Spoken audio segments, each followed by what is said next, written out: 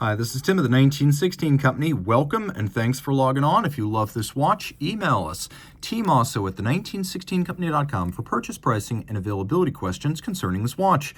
This is the watch that I am most excited to present today. Not because it's the most expensive or because it has the most features, but because it is the one that excites me the most as a collector.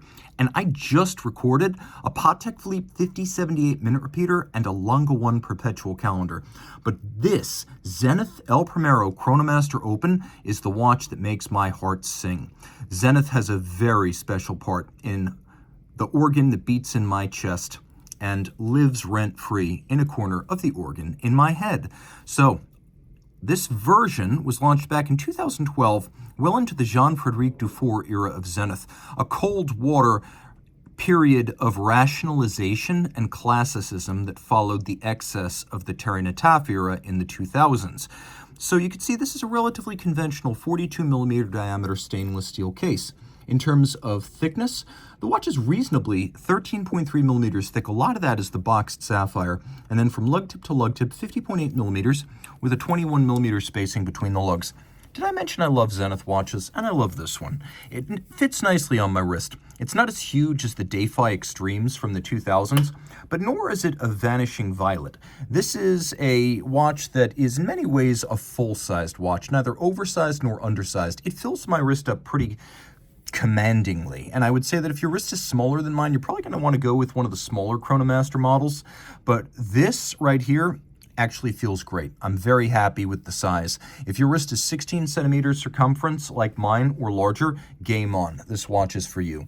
Zenith has made quietly wonderful straps for over a decade now. You can see on the top, it's large rectangular scale alligator leather and medium rectangular scale alligator leather and a little bit of a distressed graining. It is black semi-gloss. There's a monotone stitch and a folded edge. But on the underside, instead of a lining of calfskin, it's a lining of vulcanized rubber, the better to isolate the moisture, heat, sweat, and grit of your wrist from the leather for a longer lasting strap. And I really, really, really like that refinement. The buckle here is pretty simple. It's got the Zenith Star logo on it. It has some satin. It's mostly of polish. Twin trigger release. You can see that the swing arm contains a set of springs for the triggers. This can't fly open. It's not a friction fit system. Internally, you can see that there are ceramic spring-loaded pin snaps, so over time, snappiness will be retained since the metal cannot wear down the ceramic. And being a double fold deployant, it doesn't have the one big up and over curvature that can sometimes pinch a small wrist. The case is strong but sober. This is not outlandish like some of the gigantic hybrid material cases from Nataf's years. Although I do love some of those Nataf watches, this is going to be pleasing to a lot more people. This case is still in the catalog today as one of the Chronomasters, and I think when people see this shape, they think of this as the Chronomaster. We've got squared off ends, satin finished lug hoods. There's a little bevel that expands on the lugs. You can see that we have a case that is very minimalist. There's not a whole lot topside. If you're looking for a seam between the bezel and the case, you're not going to find it because it is a monoblock case. So the dial and the movement load through the back with the result that the bezel can be very minimal and there's no seam between the bezel and the case for a very integrated all-of-a-piece look from the top.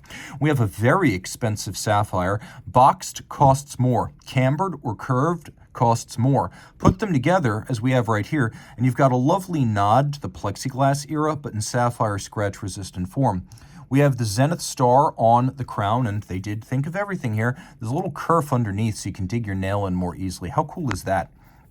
Also, because this version of the El Primero, this particular caliber 4061, does not feature a date, they removed the dead clutch position from the crown. So the crown has only two positions, setting and flush for winding. There's no dead position for setting the date, and that kind of attention to detail is what you expect from Zenith.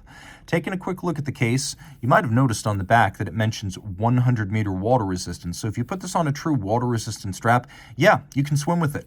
Rolling back to the front, the dial is remarkably complex. You can see we have a sort of azurage or concentric texture on the minute track. We have a tachymeter scale outboard, which can be used with the chronograph to gauge the speed of an object, such as a race car around a track. We have rhodium-plated applique faceted steel indices and hands to match. And because this does feature the open heart style dial, You get what I like to call 90% of the fun of a tourbillon for 10% of the price. I am a Terry Nataf apologist, and I think I will rehabilitate his image someday. But for now, if you're a Zenith classicist, consider this. This was the best design element that Nataf introduced. And while you may not like the watches he built with this design, this open dial with the escapement, the fourth wheel, the balance, and the hairspring, in this case, with this dial, this is an awesome match. And you could see the use of fire-blued screws to hold this little polished bezel in place, and an extended pinion off the fourth wheel that acts as a tri-spoke, effectively the running seconds hand of the watch for when the chronograph is not in operation. You can also see that this watch uses special bridges, so the 4061 just doesn't have an open dial. If it weren't for special bridges and plates, you would not be able to see through the movement to witness the assortment and the silicon escapement. Note that is a full silicon escapement, both anchor and wheel, minimizing lubrication, minimizing the mass to be propelled, and minimizing the maintenance requirements. You can also see that the spokes of the silicon escape wheel are the Zenith Star logo, and that all of these skeletonized bridges feature an engine turning on their surfaces. Plus, it uses KIF shock protection rather than the more common and cheaper Inca block. Of course, the watch features semi-instantaneous jumping minutes. It is an El Primero chronograph after all. Taking a quick look, there's no shortage of lume, except maybe in the upper left-hand quarter of the dial, so you're going to have to estimate when the hands are up there. Again, being an El Primero, it beats at 36,000 vibrations per hour or 10 beats per second. Back in 1969, El Primero was one of the first 3 automatic winding chronograph calibers to come to market, and it was indisputably the only one that was automatic, fully integrated, and high beat. So beating 10 times per second rather than the conventional 8, 6, or 5 means it can potentially resolve intervals as small as 1/10 of a second, and there's a smoother glide to the seconds hand. You can also hear there's a double step cadence when you put the movement up against your ear. So here we have caliber 4061 with its unique open side bridges and base plate. It is a bidirectional automatic winder with a 50 to 52 hour power reserve like all El Primeros. It does not hack, which is the only really antiquated element of the El Primero, which has always been a good-looking automatic chrono. Not every automatic chrono is handsome, but the El Primero is. There's not a gigantic winding bridge. You're able to see both the lateral clutch system and the column wheel associated with it. And the feel and sound of an El Primero column wheel, it's among the best in the business. It's up there with Rolex Longa, and perhaps a little counterintuitively, the Breitling B01.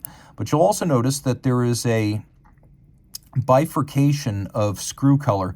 We have both fire-blued screws and polished screws. You might be wondering, what's the difference?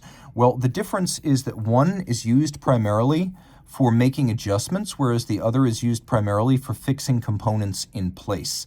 And while it is mechanically finished, it is a very handsome and attractive kind of mechanical finish. If you love this watch, and I've already admitted I do, reach out to Team Mosso at the 1916company.com for purchase and pricing details.